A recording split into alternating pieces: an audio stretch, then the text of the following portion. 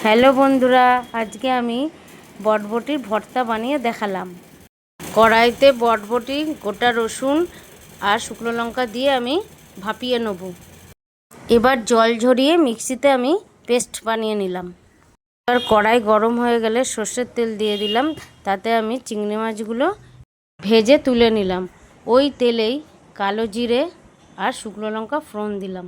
তারপর আমি বটবটির পেস্টটা ঢেলে দিলাম, দিয়ে ওর মধ্যে একটু হলুদ, লঙ্কার গুঁড়ো, নুন, চিনি সব দিয়ে এবার ভালো করে কষতে হবে যতক্ষণ না তেল ছাড়ে।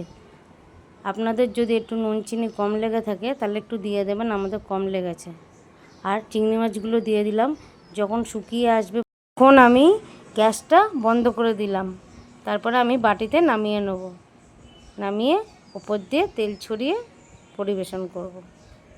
আপনাদের যদি ভালো লেগে থাকে তাহলে লাইক, শেয়ার, সাবস্ক্রাইব করবেন। ধন্যবাদ।